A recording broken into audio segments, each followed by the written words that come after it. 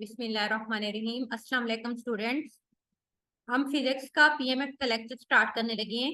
हमारा next topic है proton, electron and neutrons in matter. ठीक है, मैटर को हम डिस्कस कर रहे थे जिसके अंदर हमने मैटर की मुख्तलिफ स्टेट डिस्कस की थी लास्ट लेक्चर के अंदर। अब हम proton, electron and neutrons in matter, matter के अंदर बेसिकली तीन तरह के एटम्स होते हैं जिनसे मिलके मैटर बनता है, जिसमें इलेक्ट्रॉन, प्रोटॉन एंड न्यूट्रॉन्स होते हैं। All the matter consists of atoms, which in turn consist of proton, neutrons and electron. तमाम का तमाम हमारे पास जितना भी मैटर्स होता है उस वो बेसिकली एटम पर मुश्तमिल होता है, जिस एटम के अंदर क्या होते हैं, इलेक्ट्रॉन, प्रोटॉन एंड न्यूट्रॉन्स होते हैं। Both proton and neutron are located in the nucleus. जो प्रोटॉन एंड न्यूट्रॉन्स होते हैं वो एटम के न्यूक्लियस के अंदर मौजूद होते हैं, which is the at the centre of atom, जो कि एटम के सेंटर में होता है। जब protons are positively charged particles, हमें पता है कि प्रोटॉन्स के ऊपर पॉजिटिव चार्ज होता है, जबकि neutrons are neutrally charges, means कि वो न्यूट्रल होते हैं, उनके ऊपर कोई चार्ज नहीं होता। जबकि इलेक्ट्रॉन्स आर नेगेटिवली चार्जेड, ठीक है, उनके ऊपर नेगेटिव चार्ज होता है, and they exist in orbitals surrounding the nucleus. Nucleus के इर्द गिर्द जो ऑर्बिटल्स होते हैं उसके इर्द गिर्द इलेक्ट्रॉन मौजूद होते हैं, जबकि protons and neutrons are located in the nucleus of an atom. Then हमारे पास है कि in any atom like charges repel each other, एक जैसे चार्ज एक दूसरे को रिपेल करते हैं, जबकि positive charge attract one another, एक दूसरे को अट्रैक्ट करते हैं। This is why two proton repel each other, इसीलिए हम कह सकते हैं अगर दो प्रोटॉन्स हैं उन दोनों के ऊपर एक जैसा चार्ज है, देन वो एक दूसरे को रिपेल करेंगे।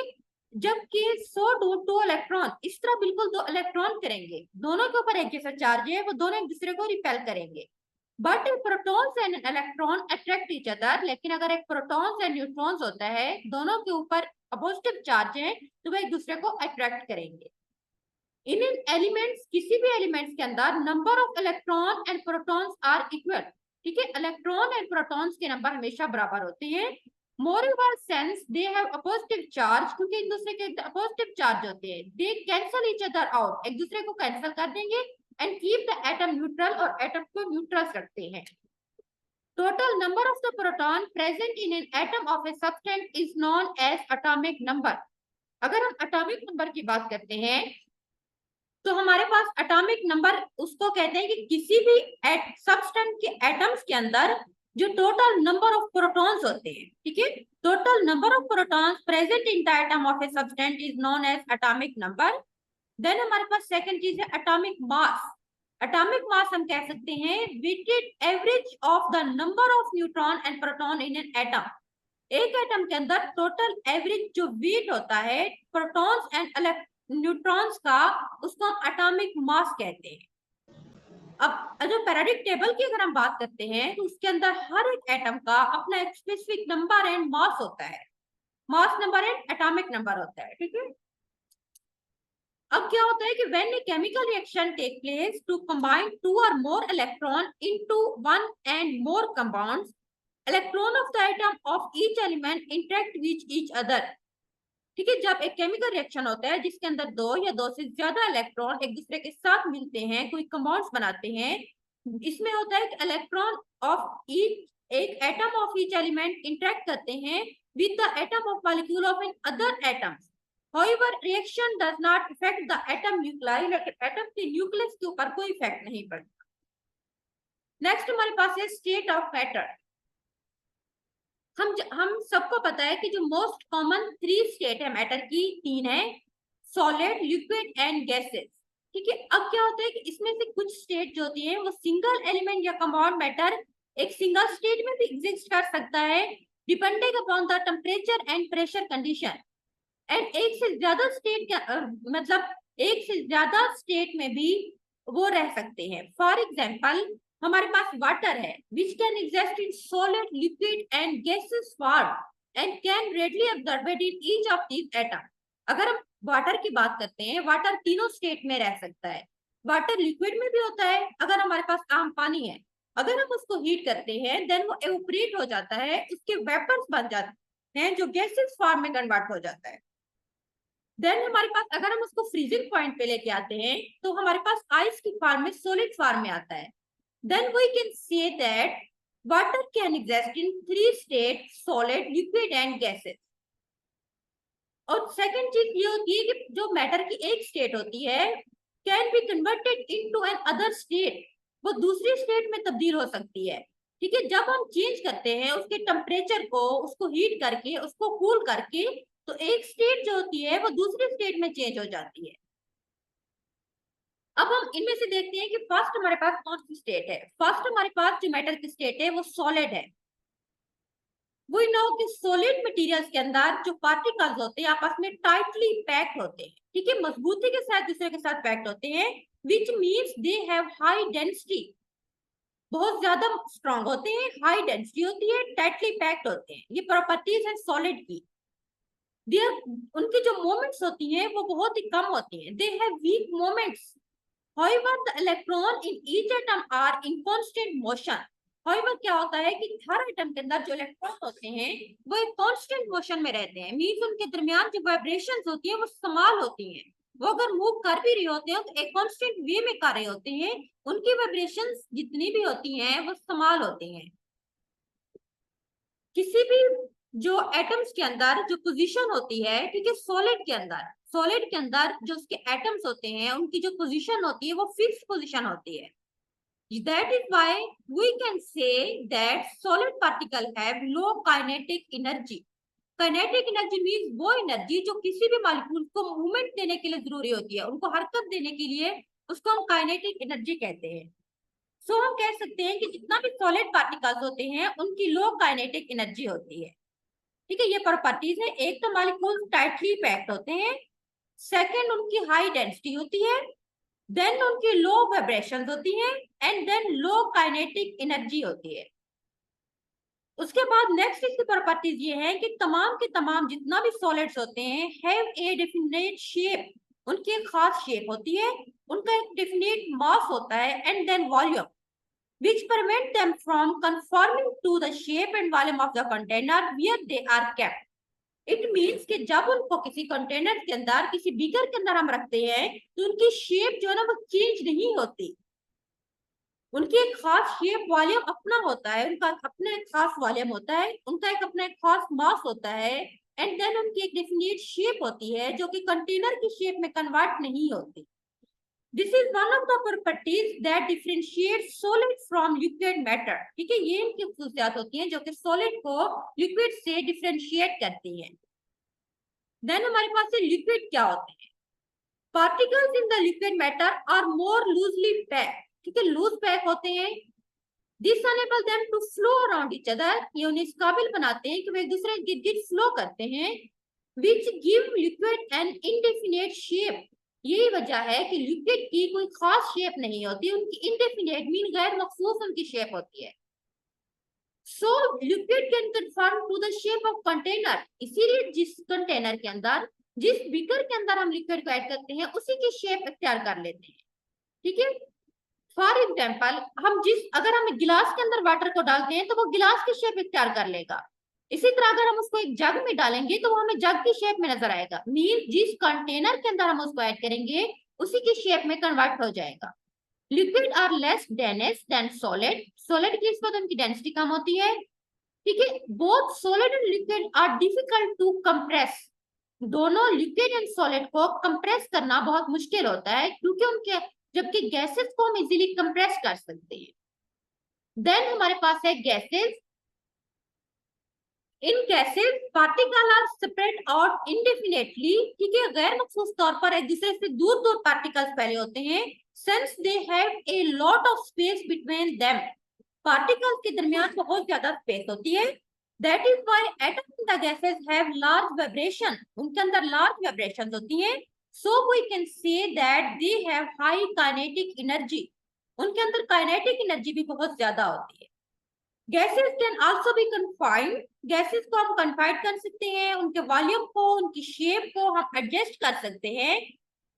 सेकंड चीज ये कि गैसेस की जो एक अहम प्रॉपर्टीज है वो ये है कि गैसेस को हम कंप्रेस कर सकते हैं by reducing the size of container. जिस कंटेनर के अंदर हम गैसेज ऐड करते हैं उनके साइज को रिड्यूस करके हम उनको कंप्रेस कर सकते हैं, which then reduce the space between the particles.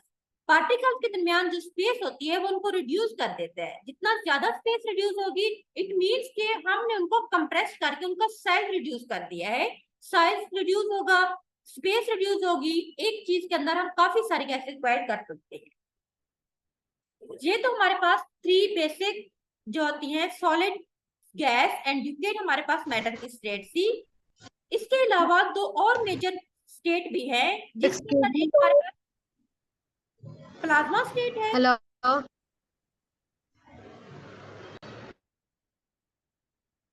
ठीक है, देन हमारे पास है प्लाज्मा एंड देन दूसरे हमारे पास है बोन अनस्टैंड कंडेंसेट। फर्स्ट हम देखते हैं कि प्लाज्मा स्टेट क्या है। A plasma first identified in 1879 consists of highly charged particles with high kinetic energy. Plasma के अंदर पार्टिकल्स जो होते हैं वो चार्जेड पार्टिकल्स होते हैं, उनकी हाई काइनेटिक एनर्जी होती है।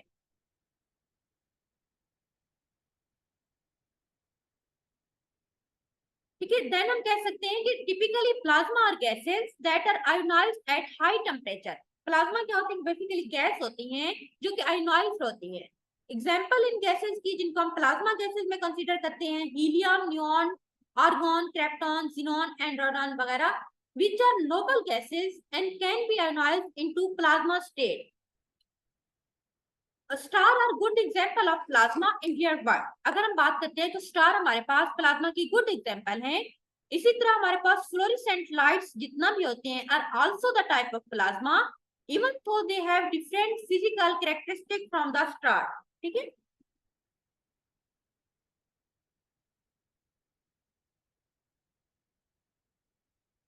देन हमारे पास है बोस-आइंस्टाइन कंडेंसेट।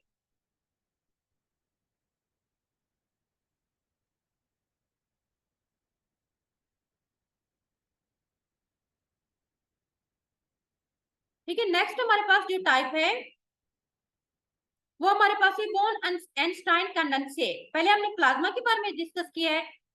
ये बेसिकली इसको हम बीईसी भी कहते हैं। First predicted in 1920 by standard Bose and Albert Einstein. ठीक है, आइंस्टाइन एंड बोस ने इसको प्रेडिक्ट किया था, इसीलिए इसका नाम बोस-आइंस्टाइन कंडेंसेट कहते हैं। However, it was only in 1955 that two other scientists, जिसमें हमारे पास एक कार्नल एंड कार्ल वेमन थे, उन्होंने फाइनली इसको क्रिएट किया था। उसके बाद इसी बीईसी की बेस के ऊपर देन उनको नोबेल प्राइज दिया गया था फिजिक्स में फॉर देयर वर्क इन 2001। अब इसमें क्या होता है कि जो बीईसी जिसको हम बोस-आइंस्टाइन कंडेंसेट कहते हैं was created artificially by using a combination of laser and magnet at super low temperature that are just a few degree above absolute zero, यानी कि 0 केल्विन।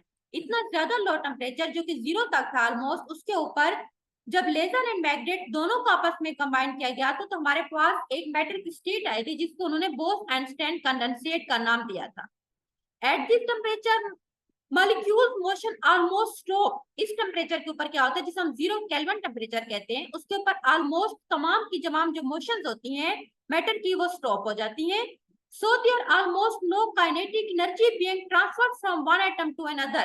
यहाँ तक कि उनके दरमियान काइनेटिक एनर्जी बिल्कुल लो हो जाती है, स्टॉप हो जाती है, एटम एक दूसरे के अंदर कन्वर्ट नहीं होते। उसके बाद है बीईसी है सेवरल लेयर वर्क एप्लीकेशन। क्या है इसकी? To study the properties of super fluid. Super fluid ऐसे फ्लूइड होते हैं which can flow without friction, जिनके अंदर जो फ्लो की प्रॉपर्टीज होती है वो बहुत ज्यादा होती है। ठीक है, मींस के उनमें किसी भी फ्रिक्शन के बगैर वो फ्लो कर सकते हैं, उनको हम सुपर फ्लूइड कहते हैं। तो उन फ्लूइड को स्टडी करने के लिए हम बीईसी यूज करते हैं। Then to study the particle या wave paradox where light slow down at it passes through the BEC. जैसे ही हम प्लाज्मा की स्टेट बीईसी में से कोई भी पार्टिकल जो गुजरते हैं वहां पे लाइट उनकी स्लो डाउन होती है, उनको स्टडी करने के लिए हम बीईसी यूज करते हैं। देन हमारे पास है to stimulate and understand the condition that exist in universe black holes. ऐसे तमाम ठीक है तरह की कंडीशंस उनको स्टडी करने के लिए, अंडरस्टैंड करने के लिए जो कि यूनिवर्स में ब्लैक होल के तौर पर रहती हैं, तो हम बीईसी के एप्लीकेशन यूज करते हैं। देन हमारे पास है conversion of matter into energy. ठीक है, नेक्स्ट टॉपिक है कि एनर्जी को, मैटर को हम एनर्जी में किस तरह से कन्वर्ट कर सकते हैं। In some situation matter is converted into energy by atomic reactions called as nuclear reaction. ठीक है, न्यूक्लियर रिएक्शन ऐसा रिएक्शन होता है जिसके अंदर मैटर को हम एनर्जी में कन्वर्ट कर सकते हैं एटॉमिक रिएक्शन के through. Nuclear reaction involve change in the nuclei of atom. Nuclear reaction में क्या होता है कि एटम के न्यूक्लाई के अंदर चेंजिंग हो जाती है। This make them different from normal chemical reaction. एक हमारे पास नॉर्मल केमिकल रिएक्शन होता है जिसके अंदर न्यूक्लियाई के अंदर कोई चेंजिंग नहीं होती, जिस तरह हमने ऊपर डिस्कस किया था। जबकि न्यूक्लियर रिएक्शन ऐसा होता है जिसके अंदर एटम के न्यूक्लियाई के अंदर चेंजिंग आना स्टार्ट हो जाती है। Most common example of atomic reaction is hydrogen fusion reaction that occur at a sun। ठीक है, सन में फिर उसमें क्या होता है कि एटॉमिक रिएक्शन होता है जिसमें हाइड्रोजन फ्यूजन रिएक्शन हम उसे कहते हैं। The immense pressure inside the sun, सूरज के अंदर बहुत ज्यादा प्रेशर होता है। Also inside the star, force atom of hydrogen to fuse together। आपस में मिल जाते हैं जिसे हम फ्यूजन कहते हैं। To form the atom of helium। Hydrogen के दो एटम आपस में कंबाइन हो जाती हैं एक एटम बनाने के लिए जिसको हम हीलियम का एटम कहते हैं। During this process some mass is converted into energy. इस प्रोसेस के दौरान क्या होता है कि कुछ मास वो एनर्जी में कन्वर्ट हो जाता है according to the Albert Einstein theory, जिसको हम थ्योरी ऑफ रिलेटिविटी कहते हैं। ठीक है, अब उसमें क्या होता है कि E is equal to M C square. E यहाँ पे एनर्जी होती है जिसको हम जूल में शो करते हैं, यूनिट है एनर्जी का। एम हमारे पास मास है जिसे हम किलोग्राम में शो करते हैं। And c is the speed of light. और स्पीड ऑफ लाइट तकरीबन कितनी होती है 2.99792 multiply 10⁸ metres per second in a vacuum. उसके बाद क्या होता है कि transformation of a mass into energy also occur during nuclear fission in which nuclei of a heavy element, खास तौर पर uranium, split into fragment of smaller total molecule.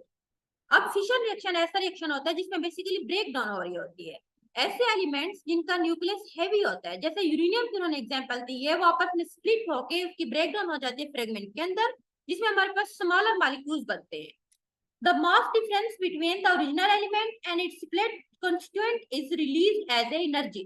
अब मास में फर्क होता है, एक हमारे पास पेरेंट एलिमेंट होता है जो ओरिजिनल एलिमेंट होता है वो, और जो उसके स्प्लिट फ्रेगमेंट होते हैं उन दोनों के दरमियान जो मास का फर्क होता है हम उसको एनर्जी के तौर पर रिलीज होता है। Together matter and energy constituent the basis of all the objective phenomena in real world। ठीक है, उसके बाद है change state of matter. Matter की एक स्टेट दूसरी स्टेट में किस तरह से चेंज होती है। Matter can be change from one state to another state by changing it physical या केमिकल। हम मैटर को एक स्टेट से दूसरी स्टेट में चेंज कर सकते हैं, उसको फिजिकली तौर पर भी चेंज करके, एंड देन हम उसको केमिकली तौर पर भी चेंज कर सकते हैं। फर्स्ट हम देखते हैं कि मेल्टिंग क्या है। Melting occur when heat is applied to a solid। हमें पता है ना, मेल्ट मीन किसी चीज का पिघलना। जब हम हीट प्रोवाइड करते हैं तो हमारे पास जो सॉलिड होता है वो मेल्ट हो जाता है और इस प्रोसेस को हम मेल्टिंग कहते हैं। Solid matter particles start to vibrate rapidly. ठीक है, जब हम हीट प्रोवाइड करते हैं सॉलिड के अंदर जितना भी पार्टिकल्स होते हैं वो वाइब्रेट करना स्टार्ट हो जाते हैं and move apart from each other, एक दूसरे से दूर चले जाते हैं। This process increase the distance between them. उनके दरमियान जितनी डिस्टेंट होता है ये प्रोसेस को ज्यादा कर देता है, उनके दरमियान वाइब्रेशन ज्यादा आना स्टार्ट हो जाते हैं। One specific temperature and pressure condition and achieved the solid transform into a liquid. जब एक स्पेसिफिक मेल्टिंग पॉइंट के ऊपर हम पहुंच जाते हैं तो उस दौरान जो सॉलिड होता है वो लिक्विड में कन्वर्ट होना शुरू हो जाता है। अब ये स्पेसिफिक पॉइंट जिसके ऊपर सॉलिड लिक्विड में कन्वर्ट हो जाता है उस पॉइंट को हम मेल्टिंग पॉइंट कहते हैं। Different solid have different melting point. For example, melting point of ice is 0 degree Celsius, यानी कि 32 Fahrenheit होता है at the sea level के ऊपर। इसी तरह melting point of solid oxygen is 218.4 degree Celsius। ठीक है, मुख्तलिफ जो सॉलिड होते हैं उनका मेल्टिंग पॉइंट मुख्तलिफ होता है। उसके बाद है फ्रीजिंग क्या है। Freezing occur when heat is removed from the liquid। जब लिक्विड में से हीट को रिमूव किया जाता है तो जो पार्टिकल्स होते हैं वो स्लो डाउन हो जाते हैं एंड देन सेटल डाउन हो जाते हैं इन वन लोकेशन के अंदर, तो हम उस चीज को फ्रीजिंग का नाम देते हैं। When the liquid reach a specific temperature known as freezing point, जब हम टेम्परेचर से तक लो कर देते हैं कि एक स्पेसिफिक पॉइंट आ जाता है जिसको हम फ्रीजिंग पॉइंट कहते हैं, it transform into a solid. तो लिक्विड हमारे पास सॉलिड में कन्वर्ट हो जाता है। For example in most of the cases freeze water freeze at a 0 degree Celsius. ठीक है, फ्रीजिंग पॉइंट 0 डिग्री सेल्सियस के ऊपर एक वाटर जो होती है वो सॉलिड में कन्वर्ट हो जाता है। उसके बाद है sublimation. Sublimation is a process in which solid is converted directly into a gas without going through the liquid phase. Mostly क्या होता है कि एक प्रोसेस होता है जिसके अंदर हम जब किसी सॉलिड को हीट देते हैं तो वो पहले वो लिक्विड में कन्वर्ट हो जाता है, देन लिक्विड एवोपरेट होके गैसेस में कन्वर्ट हो जाते हैं। जबकि सब्लिमेशन हमारे पास एक ऐसा प्रोसेस है जिसके अंदर जो है ना हम सॉलिड को डायरेक्ट गैस में कन्वर्ट कर देते हैं विदाउट गोइंग जो लिक्विड फेज, मीन वो लिक्विड फेज में कन्वर्ट नहीं होता, जब सॉलिड जो होता है ना वो गैसेस फेज में कन्वर्ट हो जाता है, उस प्रोसेस को हम सब्लिमेशन कहते हैं। It is achieved by either increasing the temperature of the substance beyond the boiling point or by freeze drying, by cooling under vacuum condition। ये आमतौर पर उस वक्त होता है जब हम इसके ऊपर टेम्परेचर जो है ना वो बॉइलिंग पॉइंट से कहीं दूर चला जाता है, या इस प्रोसेस को हम फ्रीज ड्राइंग भी कहते हैं। आमतौर पर ये वैक्यूम के अंदर होता है। One common example of the solid that convert into gases through sublimation is carbon dioxide। ठीक है, कार्बन डाइऑक्साइड में क्या होता है कि सॉलिड जो होते हैं वो डायरेक्ट कन्वर्ट हो जाते हैं गैसेस के अंदर, जिसको हम ड्राई एस का नाम देते हैं, उसमें कोई लिक्विड फेज नहीं होता। उसके बाद हमारे पास है vaporization. Vaporization is the process of converting a liquid into a gases. ठीक है, लिक्विड को गैस में कन्वर्ट करने का जो प्रोसेस होता है उसको हम वेपराइजेशन कहते हैं। इधर अब वेपराइजेशन में फर्दर दो चीजें आ जाती है, या तो हम उस चीज को वेपरेशन करेंगे या हम उसको बॉइल करते हैं। Since liquid particle constantly collide with each other, energy is transferred to particle near the surface। Surface के जितना भी होते हैं उसमें एनर्जी चली जाती है तो उन पार्टिकल्स को एवोपरेट कर देती है, वेपर्स में कन्वर्ट कर देती है। When enough energy get transferred, some particle are removed from the substance as a free gas particle। जब एनर्जी इतना ज्यादा हो जाती है कि पार्टिकल्स को फौरी तौर पर गैसेस में कन्वर्ट कर देती है तो वो सबस्टेंस से पार्टिकल रिमूव होकर ऊपर उड़ जाते हैं। The temperature and pressure condition under which a liquid become a gas is known as boiling point। ठीक है, वो पॉइंट, वो कंडीशन जिसके ऊपर एक जो हमारे पास लिक्विड होता है वो गैस में कन्वर्ट हो जाता है, उसको हम बॉइलिंग पॉइंट का नाम देते हैं। देन हमारे पास एक कंडेंसेशन क्या है। Condensation happen when A gas is transfer into a liquid. जब एक गैस लिक्विड में ट्रांसफर हो जाती है तो हम उसको कंडेंसेशन का नाम देते हैं। For example when A water vapour a gas reaches dew point, it condensates into liquid water called dew। For example हमारे पास वेपर है, ठीक है, गैस की फॉर्म के अंदर है, जब वो कंडेंसेट होता है तो वो एक जो है ना लिक्विड स्टेट में कन्वर्ट हो जाता है जिसको हम ड्यू का नाम देते हैं। उसके बाद डिपोजिशन क्या है। Deposition is a process where a gas get transferred directly into a solid. Deposition means ऐसा प्रोसेस जिसके अंदर गैस जो है ना वो डायरेक्टली सॉलिड में कन्वर्ट हो जाती है without going through the liquid phase. Liquid phase में कन्वर्ट हुए बगैर। ये बेसिकली अपोजिट है सब्लिमेशन के। सब्लिमेशन में हमने ये कहा था कि एक सॉलिड जो होती है वो डायरेक्ट गैस में कन्वर्ट हो रहा है, उसमें लिक्विड नहीं बन रहा, जबकि डिपोजिशन उसके बिल्कुल अपोजिट है। अब इसके अंदर एक गैस जो है ना वो डायरेक्टली तौर पर सॉलिड में कन्वर्ट हो रही है without converting into liquid state. It is called deposition। Deposition usually occurs when the air touching the solid is cooler than the rest of the air। जब हवा जो कि सॉलिड को टच कर रही है वो बहुत ज्यादा ठंडी होती है इर्द गिर्द की हवा की निस्बत, तो इस वजह से डिपोजिशन हो जाती है, वो जो गैस होता है वो सॉलिड में कन्वर्ट हो जाती है। That why happen when water vapor is transferred into directly as a fresh। ठीक है, जिस तरह जो समंदर वगैरह होते हैं जो मतलब मीन्स के ठंड वगैरह जहाँ पे पड़ती है वहां पे डायरेक्टली तौर पर ऐसे होता है कि हमारे पास जितना भी वाटर वेपर होते हैं वो आइस में कन्वर्ट हो जाते हैं। देन हमारे पास है एंटी मैटर्स एंड पॉजिट्रॉन्स क्या होते हैं। In recent year scientist have confirm the existence of a substance called anti matter. उन्होंने कहा कि कुछ ऐसे सब्सटेंस भी रहते हैं जिनको उन्होंने एंटी मैटर का नाम दिया था। Electron has anti particle twin called positron. Electron के अंदर एंटी पार्टिकल्स होते हैं जिसे हम पॉजिट्रॉन कहते हैं, विद इक्वल मास, जिनका मास नंबर बराबर होता है बट अपोजिट इलेक्ट्रिक चार्ज, लेकिन उनका चार्ज अपोजिट होता है। Similarly protons has antimatter twin called antiproton. इस तरह जिन प्रोटॉन्स के जो एंटीमैटर होते हैं हम उनको एंटीप्रोटॉन्स कहते हैं। इस तरह न्यूट्रॉन हैज एंटीमैटर ट्विन जिनको हम एंटी न्यूट्रॉन्स कहते हैं।